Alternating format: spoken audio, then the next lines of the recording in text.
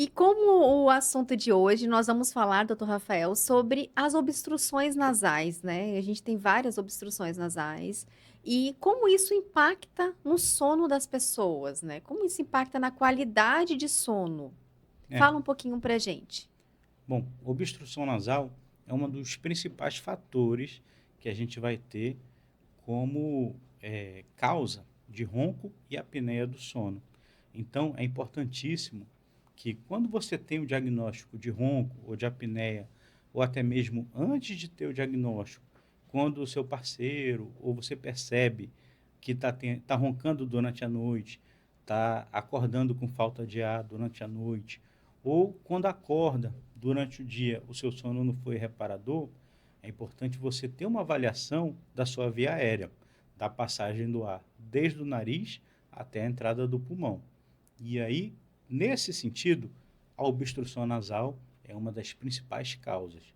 E nós vamos poder corrigir para melhorar tanto a qualidade de vida quanto a adaptação para o uso do CPAP. É bom ter em mente que nem sempre a gente vai, com a correção, ter uma resolução do problema.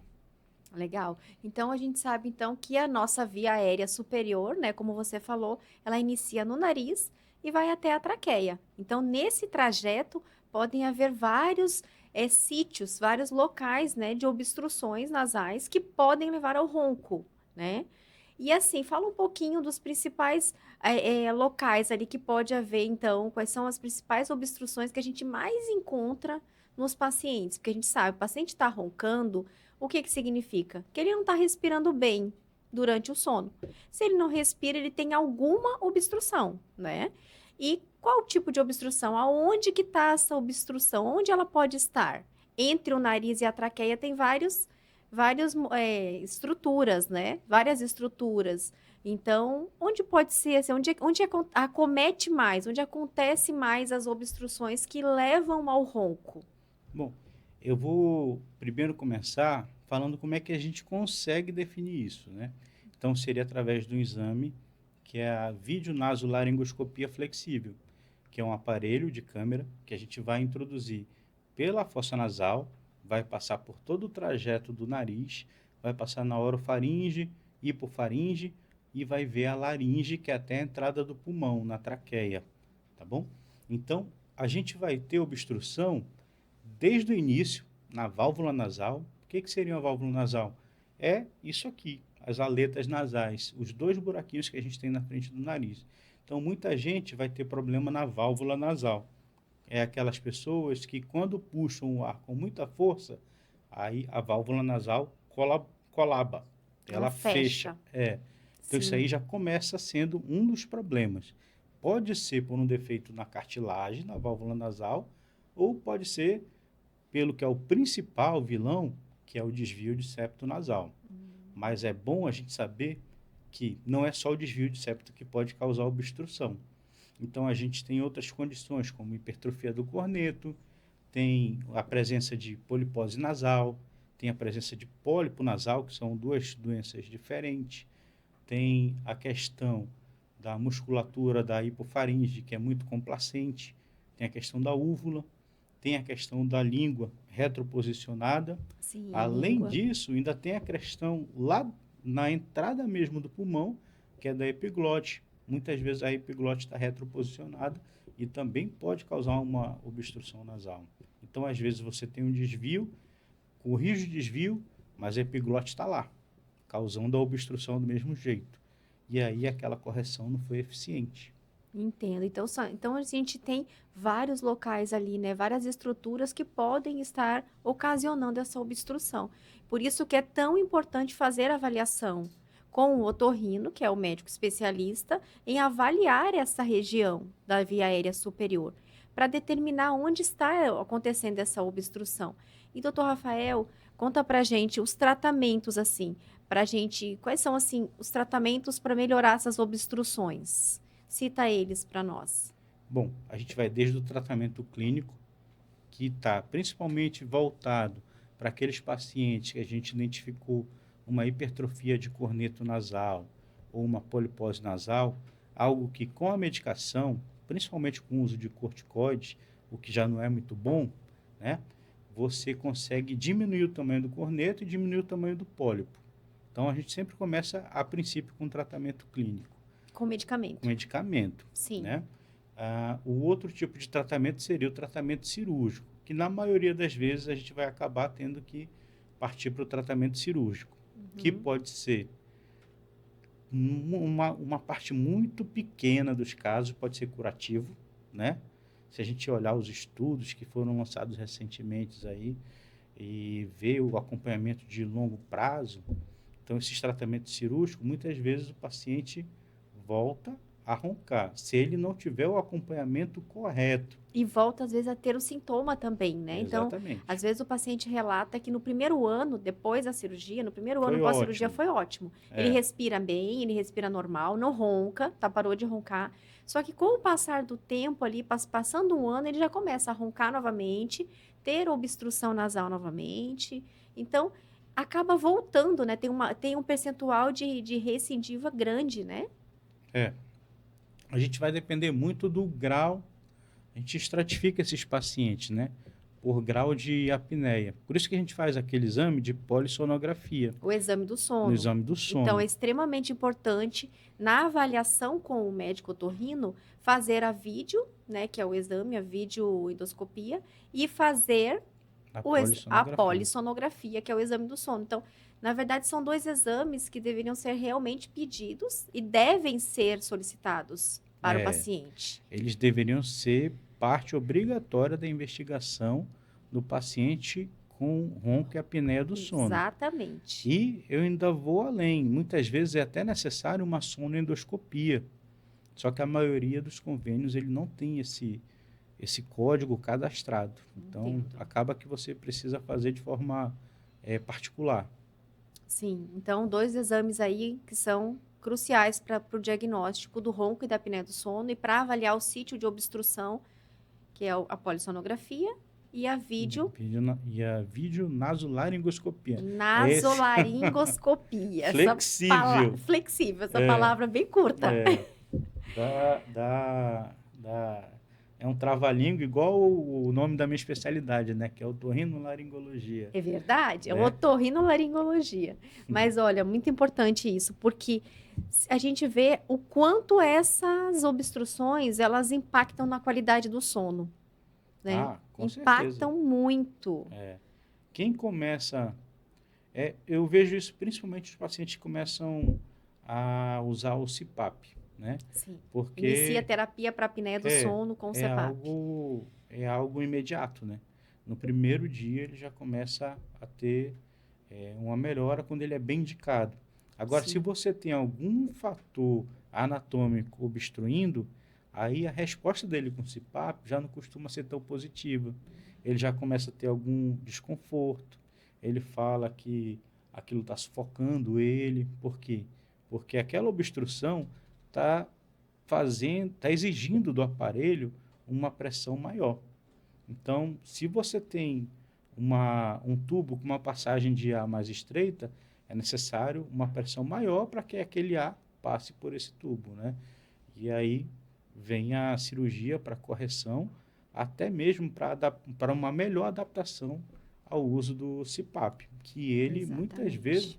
muitas vezes não, eu diria que na maioria das vezes ele é imprescindível como tratamento conjunto. Eu não diria nem coadjuvante, eu diria um tratamento conjunto, faz parte das duas coisas, né? É verdade. A gente vê muito isso.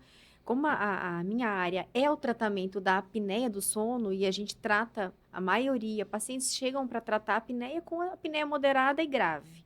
E o tratamento ouro é o uso do CPAP, que é a terapia com o equipamento. Essa terapia nada mais é do que uma pressão positiva de ar que o equipamento envia para a via aérea para a pessoa respirar melhor, para vencer a obstrução, né? E eu vejo claramente, diariamente isso no consultório, É, durante a adaptação do paciente. Pacientes que começam a ter dificuldades de adaptação são pacientes que têm obstrução. São pacientes que têm algum sítio de obstrução. Ou tem uma amígdala muito grande, ou tem um desvio de septo, né, que é severo também. E aí o paciente acaba tendo dificuldade para adaptar o CPAP. porque ele acorda de noite. Ele começa a acordar com falta de ar. Mesmo o equipamento tentando compensar essa pressão e aumentando a pressão para vencer a resistência. Mesmo assim, o paciente começa a despertar mais. Sim. E isso atrapalha muito a adesão do paciente. Porque quando você trata um paciente de sono, o nosso objetivo é que o paciente tenha sono contínuo e não um sono fragmentado, né? Exatamente. E quando o paciente tem a obstrução, a gente não consegue ter efetividade 100% no tratamento do CPAP. Dificulta a adesão. Sim. E eu posso falar com propriedade, né? Porque foi uma coisa que aconteceu até comigo, que eu despertava quando justamente a pressão estava mais alta. Quando ela aumentava. Aumentava. Exatamente. Agora, quando a gente conseguiu, né, regular o aparelhinho para uma pressão que não me acordava, aí o sono foi uma maravilha. Aí consigo ter um sono mais contínuo. Contínuo, com certeza. Isso a gente vê muito pacientes assim, que têm obstrução e que ainda não fizeram tratamento, a gente trata mais eles em paciente em pressão fixa. O que é isso? É uma pressão contínua, Sim. regulada no equipamento. Essa pressão vai manter a via aérea aberta. E ela não vai flutuar, ela não vai ficar oscilando. Porque quando a pressão oscila no modo automático, acaba que o paciente desperta porque ele sente a falta do ar. E aí, no meu caso, a gente até teve que achar um ponto que o índice de apneia ainda era, né, aceitável, né? Aceitável, um pouquinho mais alto, né? Mas não chegava a ser uma apneia patológica, mas tinha que ser um pouquinho ali, 2, 3 por hora, para poder eu aguentar o uso do aparelho. Então, é importantíssimo essa regulação e esse acompanhamento constante do paciente que está no uso do CPAP.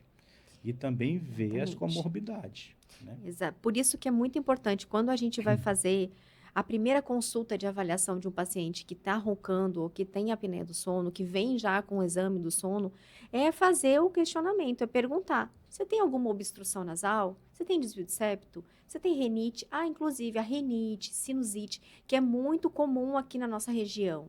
O que eu vejo no consultório é que praticamente 90% das pessoas sofrem com rinite e sinusite, que são crises alérgicas ali, né, da via aérea superior. Então, tratar, né, esses pontos, tratar essas comorbidades que a gente chama associadas, é imprescindível para o tratamento. Sim. Né? E perguntar, na hora da primeira consulta, essa é uma pergunta que ela tem que estar na avaliação do paciente. Se ele tem obstrução, se ele tem alguma restrição.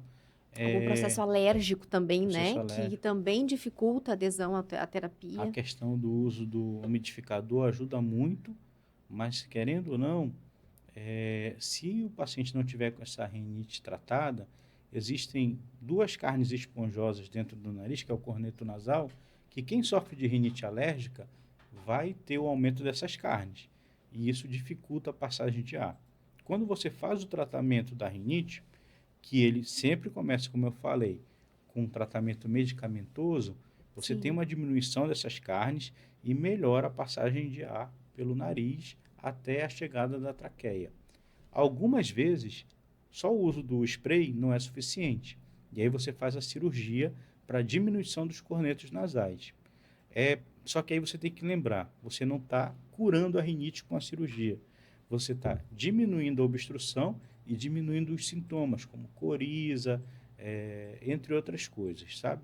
E não é uma cirurgia que vai te livrar totalmente dos sintomas para a rinite alérgica, mas vai melhorar muito a sua obstrução nasal e vai diminuir muito os seus sintomas, incluindo melhorar a sua adaptação ao uso do CPAP. Legal. E assim, quais são os principais sintomas que a pessoa percebe? Você consegue identificar, que a pessoa consegue identificar que ela tem uma obstrução nasal e que isso está prejudicando ela durante o sono. Porque quem tem obstrução nasal acaba acordando. Vamos dizer, um paciente que não está usando CPAP, que ainda não entrou na terapia para apneia do sono, mas ele tem obstrução. Então, ele começa o quê? A acordar à noite, ele acorda também obstruído, precisa usar remédio durante o sono. Aí a gente vai ter 2 tipos de paciente, né? Aqueles que já estão viciados naquela medicação de vasoconstritor, que eu não sei se eu posso falar o nome das marcas, mas são vasoconstritores nasais, aquelas gotinhas nasais que você aplica e de uma hora para outra, de forma mágica, ele murcha o corneto nasal e você começa a respirar melhor. Que é instantâneo, É né, o instantâneo. efeito. Sim. Você tem uma melhora imediata e esse paciente consegue dormir ali por algum tempo. Só que passou o efeito do remédio, que é em torno de 4 a 6 horas, aí o corneto incha e incha mais ainda. E aí acaba levando à obstrução. Agora, falando das queixas mais comuns, o que, que a gente vai ter no paciente que está tendo obstrução nasal na hora do ronco? A principal, acordar com a boca seca ou dor de garganta. Então, muitas vezes o paciente, na hora que acorda, ele está com aquela... Você tenta engolir, está com aquela garganta um pouco que travada, está com dor na garganta, Garganta a boca está ressecada. a garganta ressecada, a boca ressecada, aquele paciente precisa tomar água. Então, é um dos fatores que a gente vai começar a se atentar para ver se ele não está tendo ronco e obstrução nasal e respirando pela boca. Então, é Porque, sinal que ele está respirando pela ele boca. está respirando pela boca. Isso é Sim. um dos fatores. Porque a gente precisa respirar pelo nariz. Ele vai filtrar o ar, vai aquecer o ar. Então, imagina, você aqui na região dorme com ar-condicionado. Você Sim. vai respirar pela boca, vai entrar aquele ar gelado no pulmão, além de fazer mal para sua garganta, diminuir a imunidade da garganta, aumentar a chance de amidalites, de infecções, faringite e tudo mais, ainda pode prejudicar o seu pulmão, até para os pacientes que têm asma. Então, isso é um perigo muito importante que a gente tem que sinalizar aqui. A outra coisa é aquele aumento de idas ao banheiro para fazer xixi. Então, o paciente, a gente chama de enurese noturna. Então, o Sim. paciente se levanta várias vezes para estar indo ao banheiro e volta. Então, isso aí, ele acorda, vai no banheiro, isso aí interrompe o sono dele, Acaba fragmentando o teu sono. Então, fragmenta. se você acorda na madrugada várias vezes para ir ao banheiro, você acorda com a garganta seca, né? Então, são sintomas que estão indicando ali que você está roncando, que você está tendo uma respiração pela boca, né? Então, mista às vezes, um pouco pela narina, um pouco pela boca. E os despertares. Então, não é um sono contínuo, não é um sono reparador. Não. E E aí é isso vai aquela coisa. prejudicar o teu É, dia, né? Imagina. exatamente. É o que eu ia falar, que é o outro sintoma, é de você não se sentir recuperado, revigorado ao acordar. Exatamente. Você acordou e está sentindo ali que ainda precisa de algum tempo de sono, de descanso, e não consegue exercer o seu trabalho, a sua função, de uma forma mais eficiente. Acaba que você perde a eficiência no trabalho durante o dia. E você vai tendo com isso o que a gente chama de uma deficiência de sono crônica, né? Que é Isso, a aquela privação de privação sono. crônica do sono Privação crônica de sono. E aí você vai tendo problemas no teu dia a dia. no Problemas organismo, e até problemas de problemas sérios, saúde, né? A gente está falando não somente de prejuízos sociais, né? Não, Prejuízo no seu trabalho, que você não vai render mais, na sua casa também. Então, não são só essas atividades que vão ser prejudicadas. A gente fala de um prejuízo para a saúde sistêmica, como um todo. organismo, a tua saúde mesmo. Porque a gente sabe que o ronco também vai diminuir a oxigenação ali, porque a pessoa está tendo, vamos lá, uma obstrução na via aérea, está roncando, tendo obstrução, o ar não está passando corretamente. A quantidade de oxigênio que você precisa durante o sono não está entrando normalmente como deveria. Então, isso vai acarretar o quê? Uma sobrecarga lá no seu coração. Teu coração vai ter que trabalhar mais para poder compensar isso. E aí a gente tem outros fatores, altera o seu metabolismo, a É, questão mesmo da insulina, então a pessoa começa a desenvolver ali uma diabetes, um pré-diabetes, a glicose começa a aumentar, né? A gente tem a parte do metabolismo de ganhar peso também, né? A gente vê muito paciente, não dorme bem, tem sono fragmentado, já está aquela privação de sono crônica, ele começa a engordar, né? E tem dificuldade de perder peso também, então tudo está relacionado com sono. E como essas obstruções da via aérea superior impactam no sono. Assim, é incrível.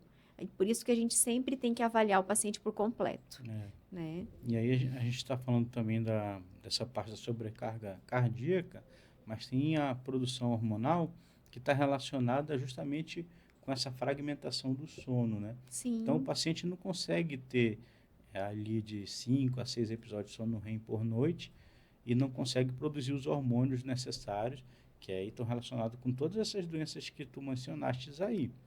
E, além disso, existe um fator, quando a gente fala de cirurgia para ronco, a gente fala um pouquinho aqui sobre cirurgia para ronco, né? Isso, vamos entrar no tratamento cirúrgico, né? Cirúrgico, né? Assim. Quando a gente fala de cirurgia para ronco.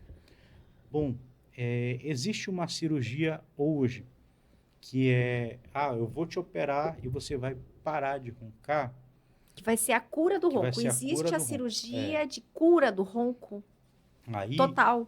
aí eu vou entrar. Essa é uma pergunta que todo mundo quer saber, E doutor Rafael. Todo mundo quer saber se existe e essa é uma, cirurgia que cura o ronco. é uma resposta meio polêmica. Eu posso até criar aqui, né, alguns atritos com alguns colegas. Sim. Mas tu já ouviu a analogia do copo meio cheio? Vamos lá, estamos aqui com a água, né? Copo meio cheio e o copo meio vazio. A gente tem essas duas formas de avaliar essa situação da cirurgia do ronco. Então, a gente pode enxergar o copo meio cheio e ou meio vazio. Meio vazio. Porque, assim, se eu chego contigo e falo assim, Luciane, tu tem um índice de apneia de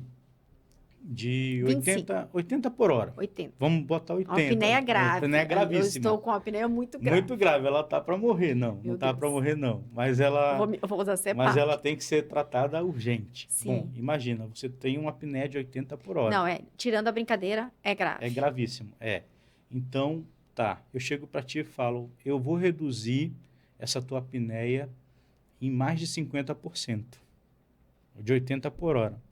Agora, isso eu estou enxergando, aí se eu conseguir reduzir a tua apneia em mais de 50%, eu estou enxergando o copo meio cheio aqui, eu estou sendo otimista.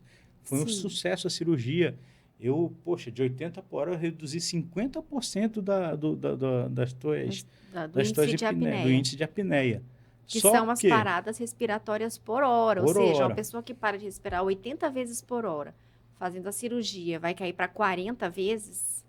Só que aí é que está o copo meio vazio. Porque o que acontece? Se um paciente que chega no teu consultório com índice de apneia de 40 por hora, o que tu vai fazer para ele? Ele continua grave. Ele vai ter que usar CPAP? Continua com os mesmos riscos. Riscos e sintomas. Sintomas, Então, assim, reduz, grandemente, reduz. Só que você tem que ter isso na cabeça.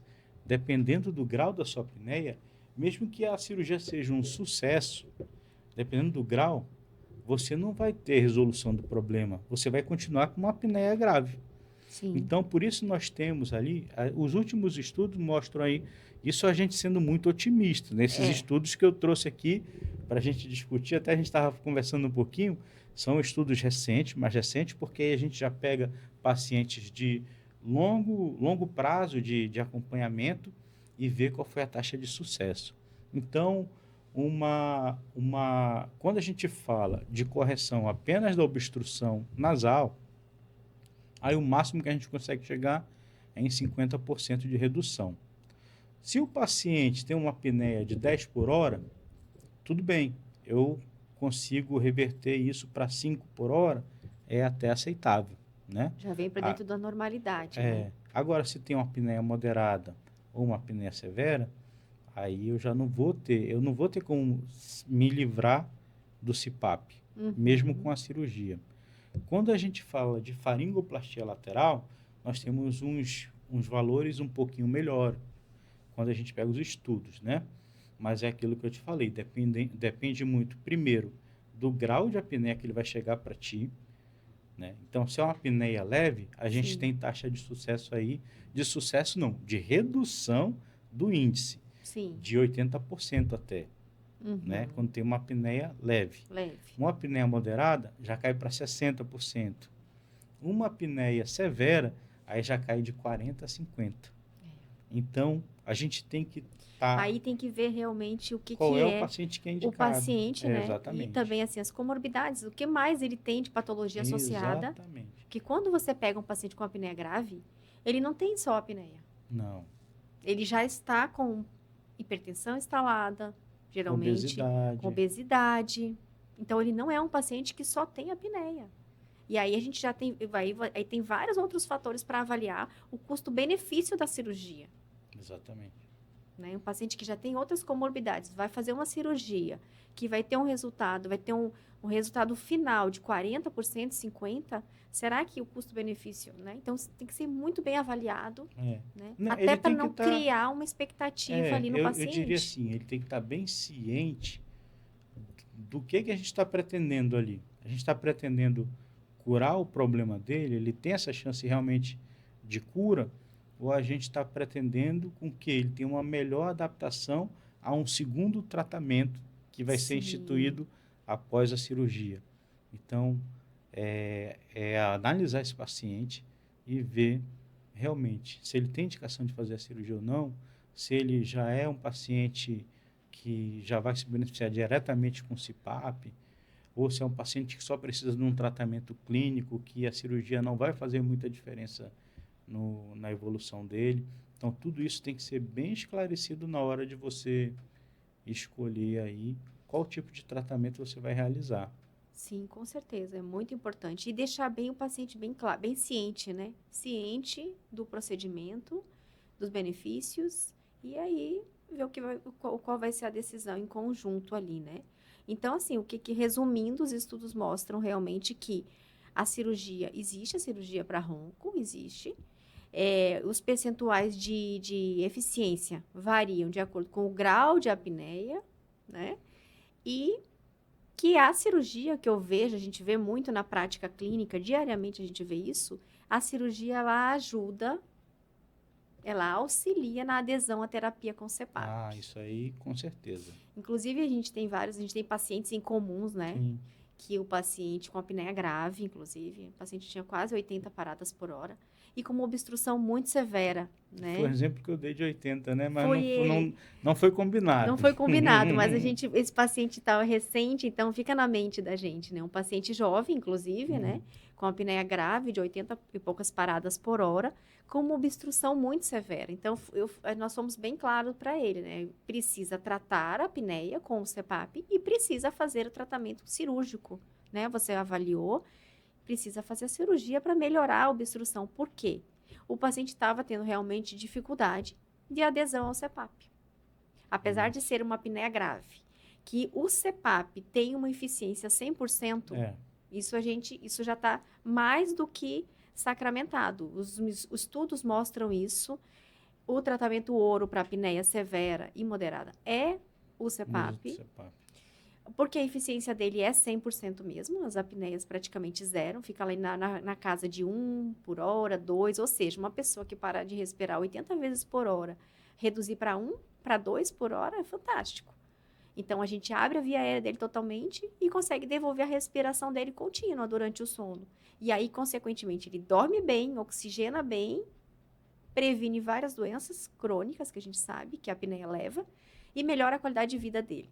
E melhora a sobrevida do paciente. Porque a gente sabe que um paciente de apneia grave, ele diminui a sobrevida.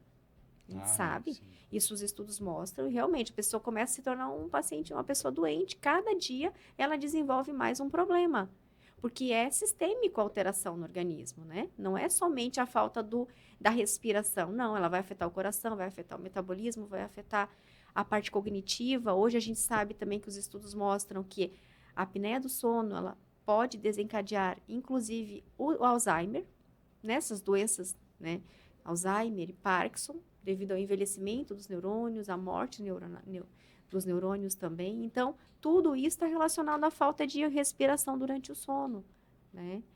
Então, esse paciente, em particular, ele precisou da cirurgia e fez a cirurgia e agora a adesão dele está muito melhor, Ah, que bom. muito melhor. Ele já está muito melhor no CPAP, o sono dele melhorou, porque a queixa dele era justamente essa, ele dormia no CPAP, mas ele acordava durante a noite. E a gente estava precisando usar pressões altas, o que não é muito indicado, e assim, o Não, que e não que é bom. confortável, É, às vezes, e que né? bom que ele entendeu, né, que a cirurgia era só um tratamento ali para adaptação É, do CPAP, porque muitas vezes o paciente opera e acha que aquilo ali resolveu o problema dele. E não é bem assim, né? Que ele vai, Não que ele dá vai para deixar de usar o CPAP, né? Exatamente, é. Então, ele vai operar, então ele não vai mais precisar do CPAP. Então, no É. início ele até pensou isso, né? Ele imaginou isso, mas assim, como a gente sempre procura esclarecer, eu acho que o esclarecimento, a informação para o paciente é crucial. Você precisa passar para o paciente a informação correta. É porque, infelizmente, existem colegas e colegas, né? Infelizmente, existem colegas que vendem essa ideia de que é a cirurgia para o ronco e que vai resolver o problema dele ali. Que aquilo ali vai ser o resultado. Aí a gente viu que não é para todo mundo, né? A gente viu ali. Isso é uma meta-análise de 2022 para cá, ou seja, é bem recente. Analisou vários Vários trabalhos, trabalhos. vários casos, vários cirurgiões que avaliaram os pacientes e viram resultados, olha, de 40% até 80%. Vai variar de cada caso e é bem claro ali, ele fala que a presença de comorbidades reduz muito aí o sucesso da cirurgia. Então, não dá para prometer para todo mundo que essa é a cirurgia do ronco e vai ser eficiente para você. Exatamente, tem que deixar bem claro. E assim, outra coisa importante falando de ronco, de apneia do sono e de sono, é a avaliação multidisciplinar, né? Dr. Rafael, otorrinolaringologista, eu sou especialista em sono, então eu trato sono, o Dr. Rafael entra numa fase inicial até da avaliação, a gente avalia junto os pacientes. Como é importante fazer essa avaliação em conjunto?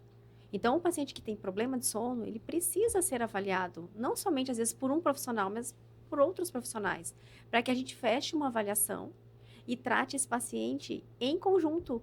E Sim. o benefício é para o paciente, que ele vai ser realmente, ele vai ter um tratamento eficaz. E não vai ficar tratando uma coisa sabendo e com a sensação que não está 100%. Então, assim, eu acho extremamente importante a gente trabalhar em conjunto. Às vezes a gente coloca também a fono junto para trabalhar, que é uma outra especialidade, que é a fonoterapia, que vai ajudar também no fortalecimento muscular ali da via aérea. A fonoterapia, por exemplo, tem resultados semelhantes ao da cirurgia, de 30% a 40% de melhora, né? Principalmente para a apneia leve, né? Aquele ronco primário, né? É uma alternativa, né, também. Além disso, o dentista do sono, que trabalha com isso, o bucomaxilo, muitas vezes com um avanço mandibular, aquela língua retroposicionada. Sim. E muitas vezes nos casos de epiglote, quando você faz o avanço, a epiglote acaba também melhorando o seu posicionamento. Tudo isso vai melhorar o sono do paciente. É muito importante que, assim, cada um desses profissionais, ele tem essa formação voltada, né?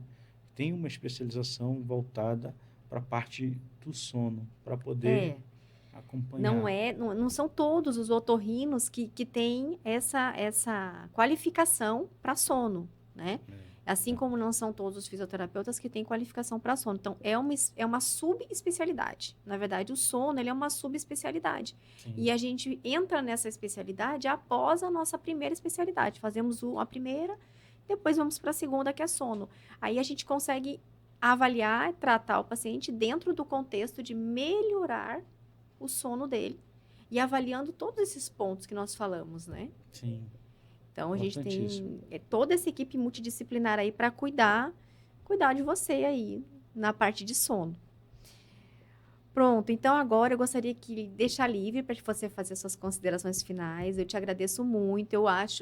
Não, tenho certeza que esse nosso podcast ele vai ser muito importante para as pessoas, porque você tirou várias dúvidas em relação a essa questão do tratamento do ronco com a cirurgia, né? Se é eficaz, se não é, quais são os pacientes que são indicados ou não, né? Então, isso é muito importante. E também a questão das obstruções nasais, que são extremamente importantes ser avaliado e ser tratado. Então, com certeza, você que tem problema de ronco, que tem obstruções nasais, que não dorme bem, que acorda, né, com a garganta ressecada, acorda várias vezes durante o sono, acorda congestionado, que a gente fala, aquela congestão nasal, com falta de ar à noite, com dificuldade de respirar durante o sono, com certeza esse podcast vai te te orientar, te dar vários insights aí sobre isso e como tratar esses problemas. Fica à vontade, suas considerações finais. Bom, eu queria primeiro agradecer a presença, mais uma vez, pelo convite da Luciane aqui no podcast e falar que você precisa avaliar como um todo, né? E não só ficar num profissional apenas. É preciso que seja avaliado toda a sua via aérea, ver o que precisa ser feito. Não adianta só tratar de uma forma, é preciso ver se tem outras coisas que podem ser melhoradas no seu tratamento, até para que haja uma adaptação melhor ao tratamento que você já está fazendo. Então, imagina, você já está usando o seu CPAP, mas o seu nariz não funciona direito, aquele ar todo que está sendo jogado vai passar pela boca e não pelo nariz, o que é o fisiológico. Além disso, existem outras considerações também, como o bucomaxilo, avaliar a questão da língua, de um A parte de estrutura micrognatismo, óssea, a né? parte de estruturação óssea e tudo mais. Então, é importante essa visão multiprofissional. Eu acho que o mais importante do podcast é a importância da avaliação multiprofissional no paciente de sono. Não dá Exatamente. para ficar limitado só ao otorrino, só a fisioterapeuta respiratória, só ao médico do sono, só ao neurologista. Então, às vezes só ao pediatra também, porque o pediatra muitas vezes ele vai acabar cuidando também do sono nas Porque crianças. criança ronca, né, doutor Rafael? Vamos falar um E aí pouquinho, um a minutinho. grande... Criança ronca E e muito. tem apneia. Criança também tem ronco e tem apneia. E acaba que é subdiagnosticado, né? Não é diagnóstico, não é feito o diagnóstico. A criança está roncando, está tendo dificuldade respiratória. Então, é muito importante fazer a avaliação, né? Porque não é normal roncar. O Não. ronco não é normal em nenhuma idade. O ronco está sinalizando que alguma coisa está errada ali. Mesmo que seja neurológica, até alguma condição anatômica mesmo de obstrução. Sim. E na criança, a maioria das vezes é uma hipertrofia de adenoide e uma hipertrofia de amígdala, que pode ser corrigida. Aí, essa cirurgia, eu te digo que ela é bem eficiente para a correção do ronco e apneia na criança. Isso aí a gente tem uma estatística muito boa com relação à criança, para que ela não chegue no futuro como um roncador crônico e que aí a cirurgia já não vai ser tão eficiente. Olha que interessante. Então, como é importante o olhar para a criança, né? Observar Claro. o seu filho, se ele está roncando, levar num otorrino, né? Especialista em criança e avaliar e tratar. Tratando você como criança, talvez você não se transforme, não se torne um adulto roncador e com apneia do sono. Muito importante. A gente sabe que cada vez mais, se você não tratar o ronco, as fibras nervosas vão se deteriorando ali e o ronco tende a piorar, né, com a idade. Então, se desde criança você já tem uma deteriorização daquelas fibras, você, com certeza, quando chegar na idade adulta, vai ter muito mais propensão a ter o ronco. Com certeza, a intensidade vai ser muito maior. Né? Então, Rafael, muito obrigada. Foi muito rico a nossa conversa aqui. Foi excelente. Obrigada mesmo pela sua disponibilidade. Eu que agradeço aqui pelo convite e estou à disposição. E continuamos aí juntos tratando o sono. Conte conosco.